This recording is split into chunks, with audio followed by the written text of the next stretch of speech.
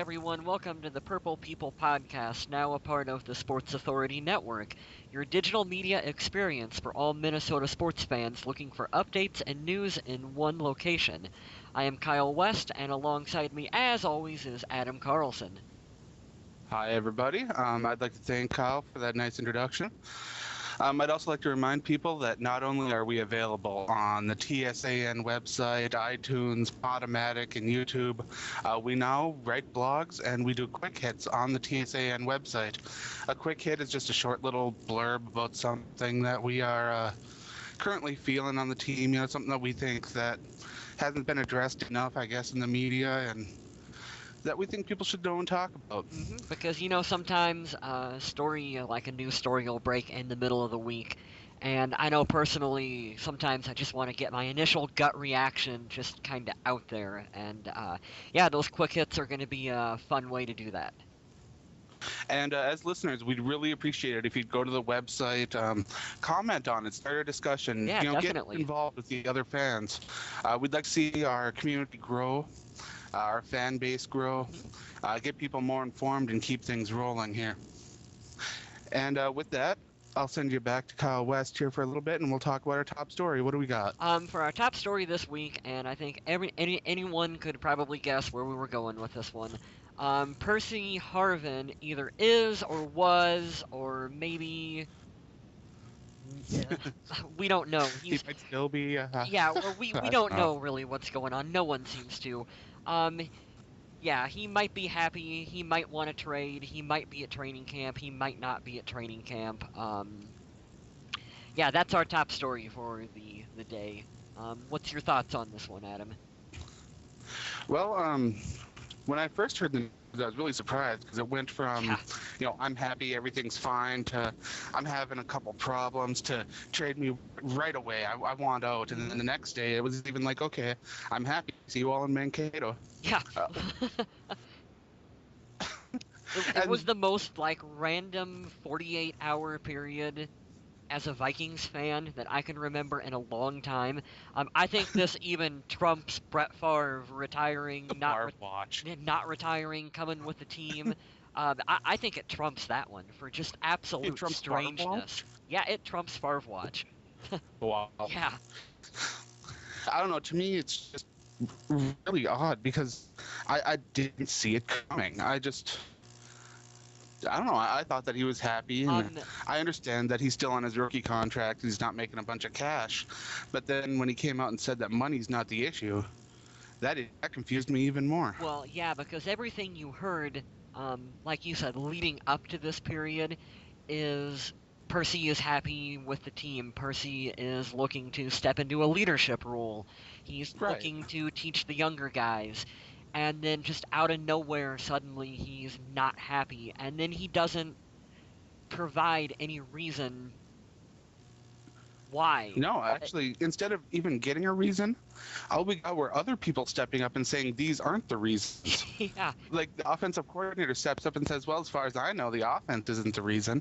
It's like, okay, we can cross that off the list. Then, like we're playing Clue or something. Yeah, we're playing Clue. It was Percy Harvin in the bathroom with contract issues. and a candlestick. We have no clue what's going on. And then he took to Twitter, and when he took to Twitter, it got even more confusing. And I want to read a couple of his posts here. Definitely. Okay. He said, "Fans, I said I have issues to be worked out, money not at all being the problem.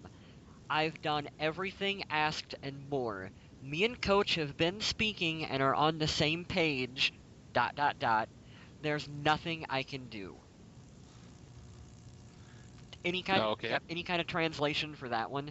Do you have a Harvard English dictionary you can pull out? It's weird because even in that short tweet, Twitter doesn't allow you to write very much. But in that amount of time, he contradicted himself quite a bit. Yeah. I don't understand. I mean, if him and the coach are on the same page, then the problems probably aren't with, the offense or with how he's used. And if it's not the money, then I don't know what his problem is. I really don't. And the problem, too, is Twitter is such a media, that's accessible to everybody. And I'm sure he got bombarded with tons of tweets with people saying, get your ego under control. But we don't even know that that's the problem. Well, he clearly did get bombarded with negative tweets because a while Oh, later, I bet. he posts, I'm really clueless on all the crazy reports.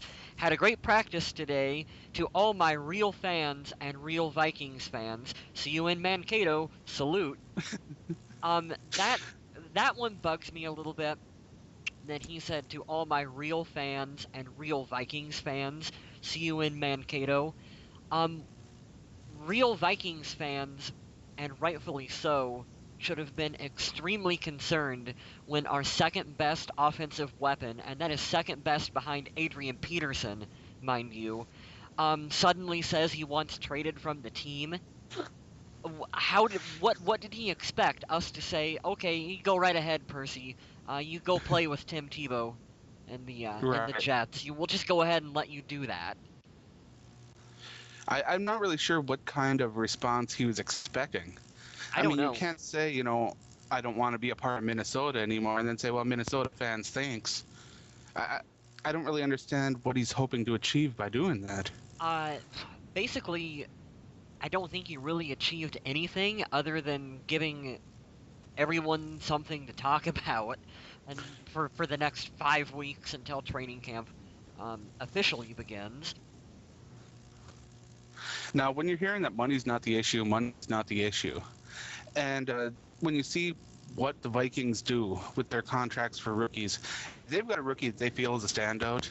They usually take care of him 1 year before his contract Yeah. expires. Now, this will be after this season for Harvin. So we can expect him to receive a big contract offer, and I'm big. I'm talking, at least $7 million a year. Yeah. We're Harvin expecting is that going to get his this season. payday.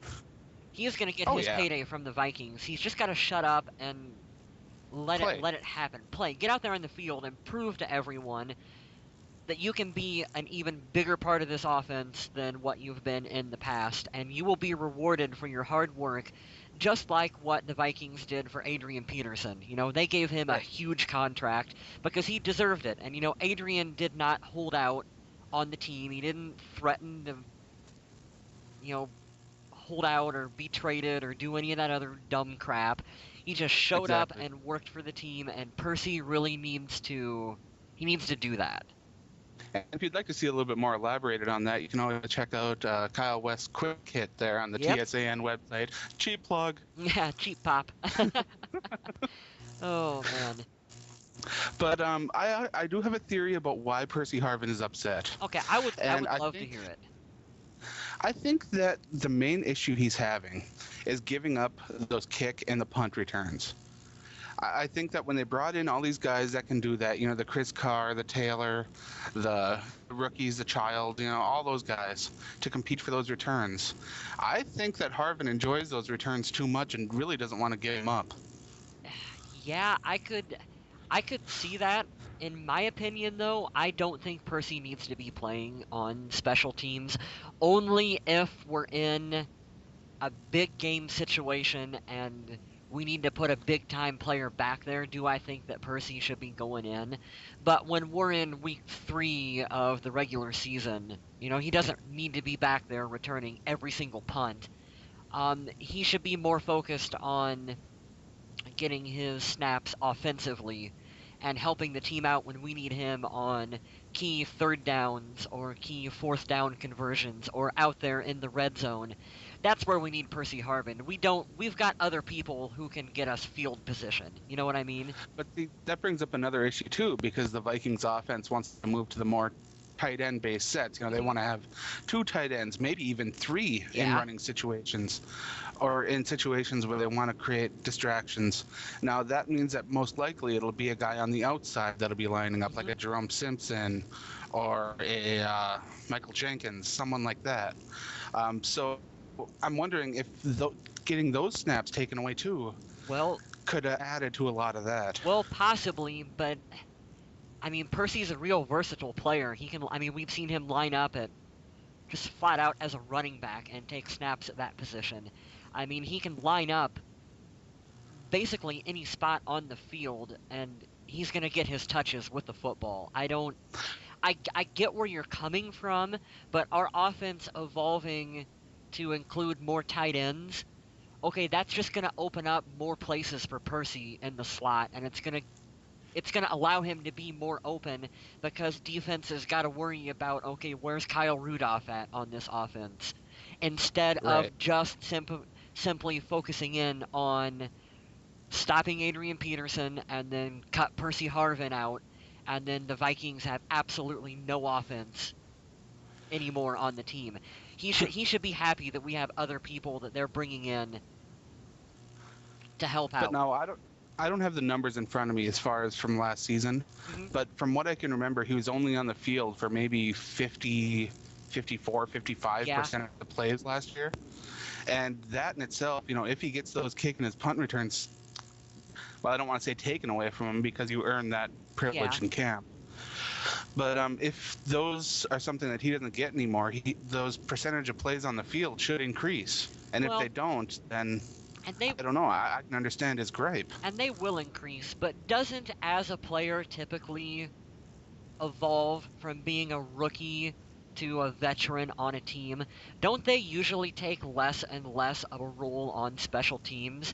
I mean, when Randy Moss came in, he played. Didn't he do kickoff returns initially for the Vikings? I'm not I 100% I sure on that. I believe that when Randy came in, like initially, and someone please correct me if I'm wrong, but I am confident that there were times where Randy would return a opening kickoff for the Vikings, and when he exploded the way he did on the team, they obviously said, "We don't need you doing that. Just go run and catch the ball, catch those touchdowns for us." And generally, I mean, that seems to be what happens with receivers and whatnot, is you kind of get weaned off special teams and work your way into a regular rotation. I agree. I think Yeah, that your star player shouldn't be used as much, but then you see situations where it works okay, yeah. like with the Devin Hester situation in Well, Chicago. that's because Devin Hester is a crappy receiver and a really good return man. So, Percy Harvin is a better receiver Right. than Devin Hester. But that's not what we're debating here. We're debating being used in both roles. Well, and he can, like I said, if we're in NFC Championship game against the Saints, and Percy Harvin wants to get back there and return a kickoff for us, yeah, by all means, put him in the game and let him do so. I don't think anyone's telling him that he can't do that. I think what the Vikings are trying to say is if we're in week 3, you don't need to be so concerned about returning punts and kickoffs for us. Right. The risk isn't worth the reward at that point. Precisely. And to me, I know I've said it quite a few times, and I'm still haven't gotten a hate mail letter about it. But this season, don't risk your health on Yeah, returns or exactly. doing silly things. Stay healthy. Get the team together. This team is rebuilding. Mhm. In a year or two, sure, we'll be competing. Right now, I wouldn't really put a whole lot of eggs in that Yeah, basket. let's rebuild, let's regroup, and let's come back next year and see what we can add to the players that developed this season, and then let's talk about making the wild card or whatever it is you want to talk about. Let's do it in a Definitely. couple seasons. All right, I've got a quote from you that I heard on ESPN, Oh, okay, and I'd like to get your take on this here. okay. I was watching the NFC North preview special, Hmm. and Chris Carter, former Minnesota Vikings wide receiver, Yep. said this. He said, "The Minnesota Vikings have done nothing to help the situation at wide receiver." Okay. Now, not only did Carter say that, but then ESPN analyst Adam Schefter agreed. Now, I want to see how you feel about this because it's a loaded thing to say there. Well, for starters, Chris Carter tends to talk a lot of crap. That's what makes it interesting to listen to, but sometimes I think you got to take what he says with a grain of salt. And to me, that's a little bit like Chris Carter just trying to be shocking for the sake of Right. being shocking. Because, I totally respect him as a player, but sometimes he does say things that go a little past, yeah, especially regarding the whole bounty thing. But we'll get to that in a little bit. yeah, we'll save that for later on. Because clearly we added Jerome Simpson to the team. And I don't know if Chris Carter is aware of Jerome Simpson doing a backflip into the end zone and landing on his feet and staying in bounds and holding onto the football and everything else that you can say about that play. Jerome Simpson, we added a big piece to the puzzle with him. As for everyone else, I'm not surprised. The Vikings seem to constantly get trashed in the major Their off major season, they always major get news something. media always seems to trash the Vikings. They love Aaron Rodgers in Green Bay, and they hate Minnesota for whatever reason. I don't think that's the case. I mean, Rodgers has done a lot to deserve where he is, of Yeah. course, and I think Jerome Simpson hasn't earned as much respect as he should, and I think that him opening eyes in training camp is great. But I want to make a rundown here of some of the moves that they've made this offseason to help the situation at wide receiver, as Chris Carter said. All right, they drafted Greg Childs, Jarius Wright, Red Ellison. Okay, right there you got three guys. That's Percy Harvin's backup. That's Jerome Simpson's backup. And that's your starting fullback that can also play tight end and catch passes out of the backfield. Yeah, and Those three let's guys not forget themselves that are huge helps. Yep, and let's not forget that the two Razorbacks have played together in high school, in college, and the NFL. Those guys should be able to help each other along and progress. Oh, yeah, that should help a lot. It should help them progress faster than a normal rookie, I would think, just having the two of them together on the team. Then in free agency at wide receiver, they picked up Jerome Simpson, as you mentioned before. They picked up Brian Walters. He should help on returns. And Kerry Taylor, they picked him up. And then on the offensive line, they improved immediately. I understand that when you think of helping a wide receiver, you don't think of offensive linemen, but Well, that's going to help the whole team out immensely. Matt Khalil, yeah. Jeff Schwartz. Yep. Those guys will be able to step in and just help that passing game out immediately. Mm-hmm. Who knows? Maybe Chris Carter is just trying to convince the Vikings to sign him back to a one-year contract so he can get out there on the field and try to make his way into the Hall of Fame, because they're wide receivers. They're sure not giving him those credentials right now, anyway. But all right, that's all I have on the Harvin topic. You got anything you want to add to that? Yeah, I could probably talk for another 20 minutes about Harvin, but I think we should probably move on to our next subject here. All right. We got the injuries in minicamp. That's what we're going to talk about now. Injuries. I almost accidentally skipped that looking at my notes. Why don't you go ahead and talk about those injuries for us? Now, we've spent the first part of the show here talking about wide receivers, and the injury bug has hit those wide receivers in camp hard. We've got Kerry Taylor. He broke his finger. It's not a huge deal, but it takes a while to heal. We got Greg Childs, who strained his calf. For him, that's a strange injury coming off his, since he was still working on his knee. Yeah, that one's a little worrisome.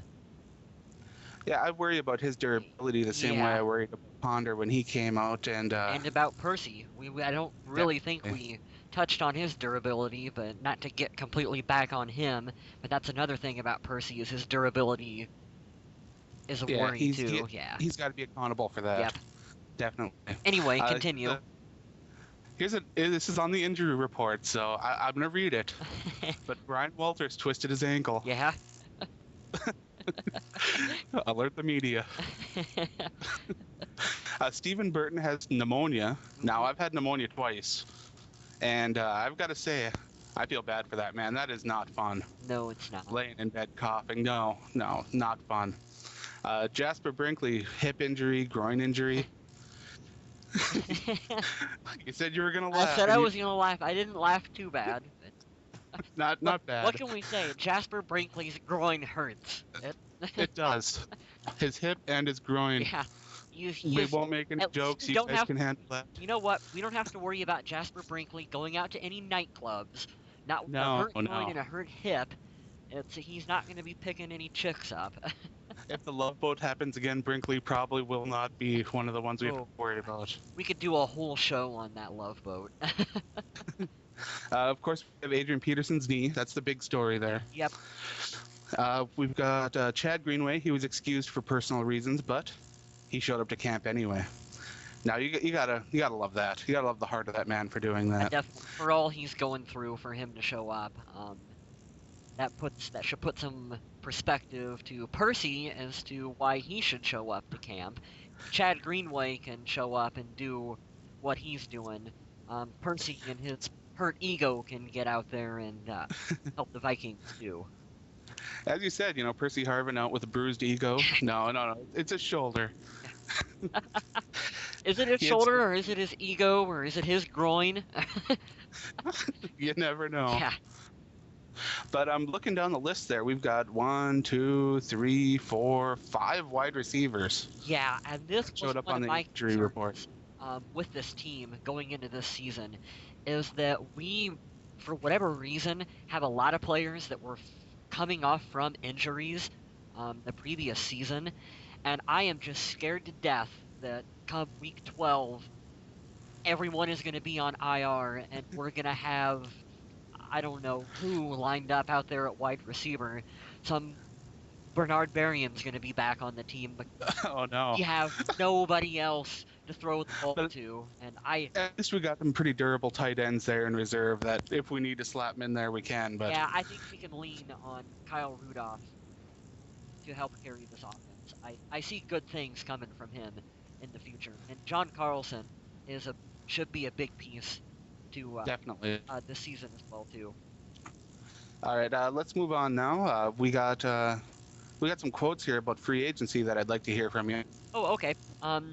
Leslie Frazier, and the first quote I want to read to you, it was sort of unprovoked that he said this. This was in the middle of a longer answer, and he said, and I quote, we have to continue to look at our roster and see what's available because we want to shore up some areas and continue to try to improve.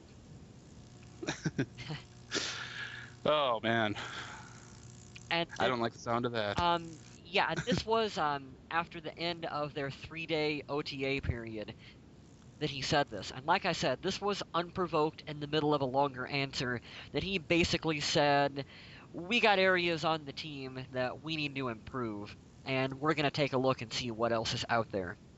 Now, he was asked more directly later on in this same interview, is Minnesota interested in any more free agents?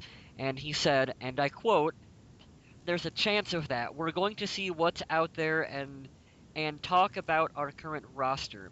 Where we are, we're going to spend the rest of the summer and training camp to make sure we identify the right guys that are available and try to come out with the best 53 that we can. Yeah, and I appreciate that. Yep. It's a good political answer. Yeah, but it is. Here's the way I interpreted that. Right. The way I looked at it is, right now the Vikings have approximately $14 million left under the cap. Okay. Now, we're still looking at 2 big signings left, Matt Khalil, Josh Robinson. The other first rounder, Harrison Smith, signed. Now, the way I'm interpreting this is I don't think they're going to go after a lot of the older veterans that are available in free agency.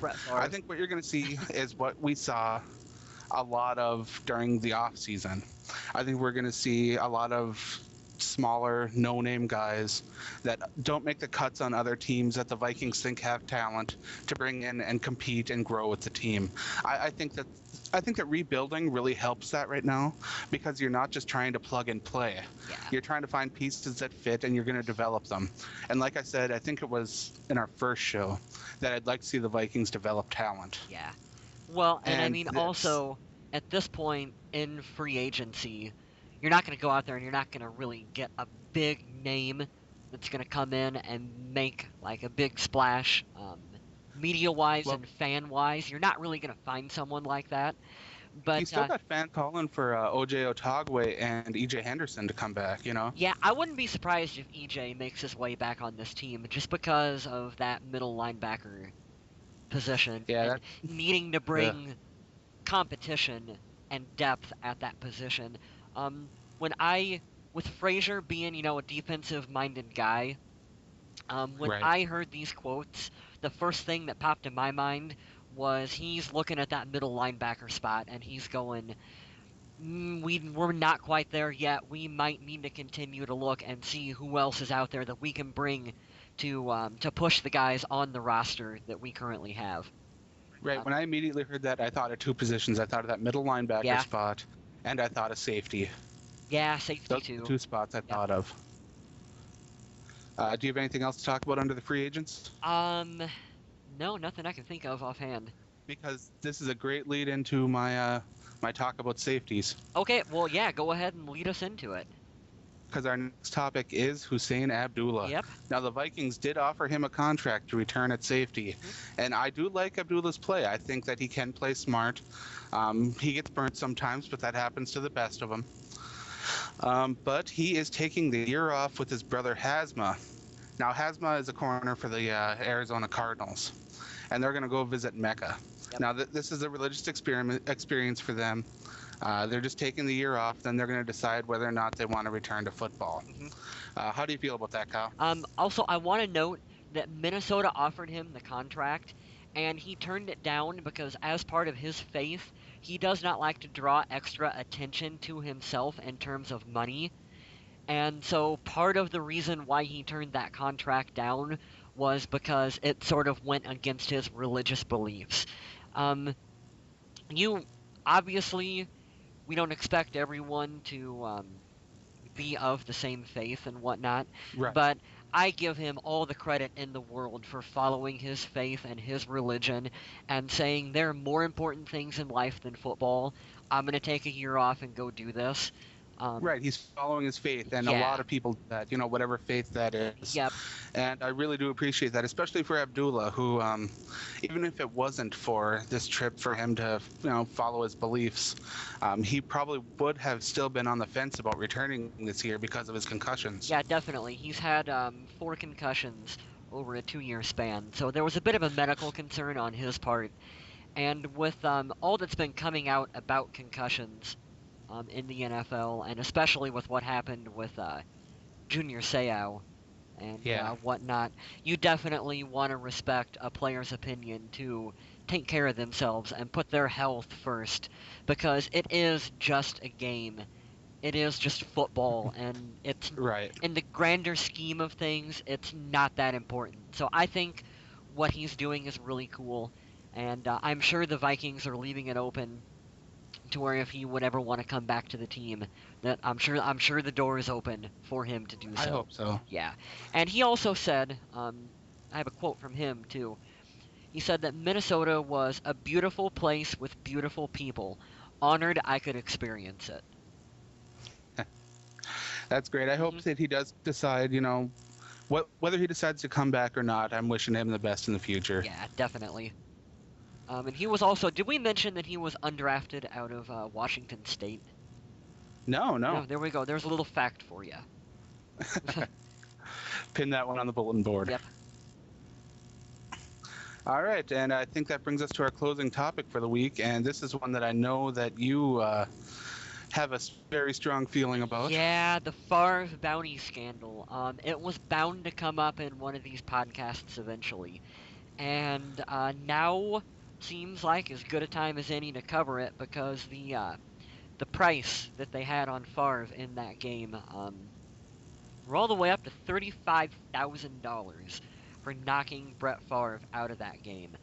That's more than a lot of people make in a year right there. Yeah, that is more than definitely than I make in a year. That's beside the point here. How ticked off are you at this one, just out of curiosity? The fact that they had that much money on taking out our starting quarterback. All right, I've got a kind of strange approach to Okay. this. Now, don't get me wrong. I'm not upset that Favre was taken out of the game. I understand that sometimes the point of the game is to get big hits on players so that they're either scared or that they can't return. Yeah, that's what we paid Now, Jared Allen to do. We paid Jared Allen to go out there and to destroy Aaron Rodgers and Jay Cutler and Matthew Stafford. And if Jared Allen can hit Glassjaw Stafford and take him out of the game, and Dante Culpepper comes in, or whoever his backup is this season, yeah, that's all the better for the Vikings because it gives us a better shot to win. So I get where they're coming from, but Right.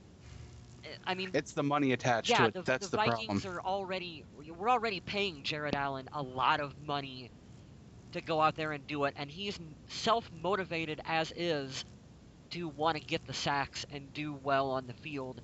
You shouldn't Players shouldn't have to have $35,000 to knock Brett Favre out of a championship game. Brett Favre's 40 years old. They should be gunning to hit him out of the game just as is. That's my point with it. Right. But what I don't know. I just don't really understand why players lack that motivation. I don't see why players can't take it upon themselves and say, this is my career, this is what I love, this is what I do, I'm going to do my best job. I don't see why they need to make a pool and say, okay, we're going to go out and intentionally try to hurt this man. Yeah. Not, oh, we're going to get a sack, we're going to push him back, we're going to push him out of field goal range. No, it's, we're going to hinder this person's life. We're going to take it upon ourselves to make it so that this man can't do what he loves to do. Yeah. That's what's wrong. We're gonna risk hurting a 40-year-old Brett Favre and maybe making it so that he can't walk correctly for the rest of his life, just so that we can win an NFC championship game. Now, when I saw the video of Hargrove on the coming off the field to the sideline, and he said, after he took, I believe it was Favre that was, and he came off the field and said, all right, pay me. Yeah. He's not coming back in the game. Pay me. Yeah. That's just sick. Oh, yeah. Although, did you catch, it was just posted on NFL.com, Brett Favre and Deion Sanders did, like, an interview where Sanders interviewed Favre. And one of the things he said in that one is that, and I'm paraphrasing here because I actually don't have it wrote down, but he said, they tried to knock me out of the game, but a lot of people tried, over the span of my career, and there was absolutely no way in those last 3 minutes that he was not going out on that field to play for the Vikings. And he said something to the effect of, there could be a bone sticking out of my leg, and I would have went out there and played those final 3 minutes. Now, how's that for dedication? Well, we saw the pictures of his leg and his ankle there after that game. Yeah. And how bruised and just how beat up it was. And if you haven't seen it, I'm telling you, Google that thing because it's... Yeah, the fact that he was even... It's kind of gross. Yeah, it's really gross. Almost gross as 2010 when his arm was like... Remember when his hand was all purple and swollen? Oh, yeah. Good God, that was disgusting. Anyway, I don't even know how he was out there walking or throwing a football based on how bad his ankle and his shoulder looked. So I think people should back off a little bit on that interception that he threw. You know what I mean? Right. He made a bad decision, but I think the pain might have been clouding that judgment quite a bit. Well, yeah, and I mean he was trying to throw that to Sidney Rice, wasn't he? Oh, yeah. Yeah, that was Sidney. So that was Brett trying to do what he had done all season, get the ball to Sidney Rice to make a big play. And Favre has always been... You look at his career, and 75% of the touchdown passes that he threw, you go, yeah, it's going to be intercepted, but then it doesn't quite go that way, and it turns into a touchdown. And everyone goes, oh my God, Brett Favre is the greatest quarterback of all time for throwing that pass. And then when he throws the one that does get intercepted, people are overly, I think... Oh yeah, they get frustrated. Yeah, they're overly critical of the guy, and it's like, but you loved it the 99% of the time that it works. So I wouldn't say 99%, well, but the majority. But you know what I mean here. It's like, yeah, back off the times that it doesn't quite work out. Definitely. Yeah. Sorry, that's all I've got for the Favre. You have anything to add to that? I have another quote. Uh-oh. Now, after all of this, after how strong that we have opinions either one way or another. In that interview with Deion Sanders, Brett Favre said, "My feelings, and I mean this wholeheartedly, is that I really don't care." No, I, you can't believe that. I don't know. Do you believe that? You can't, because he's got to think, if that system wasn't in place, Yeah. would the NFC North Championship, or would the NFC Championship game been different? I don't know. I don't know, man. It's I almost tend to believe him when he says that he really doesn't care about the bounty program, because I believe that Favre is smart enough to look back at that game and go, if we could have held on to the ball earlier in the game Right, there were more mistakes than and just done that this pass and at done the that, end. and he's probably looking at it later on and going, I shouldn't have threw that ball. I shouldn't have threw that interception where I did it. If I would have done this and this and this differently, we could have won that game. So I think when he says that he really doesn't care, that's his way of trying to shoulder that loss more on himself instead of taking the what might be the easy way out and saying, "Oh, the Saints had a bounty program. That's the reason why we lost the game." Right. Yeah, I can understand that. that's kind of what I gather from that quote. And I think on that note, that's actually going to do it for this week's Purple Podcast. I would like to thank everyone for listening to the show, and be sure to like us on Facebook and give us a follow on Twitter. Definitely. Thanks again for listening, everyone, and stay classy, Minnesota.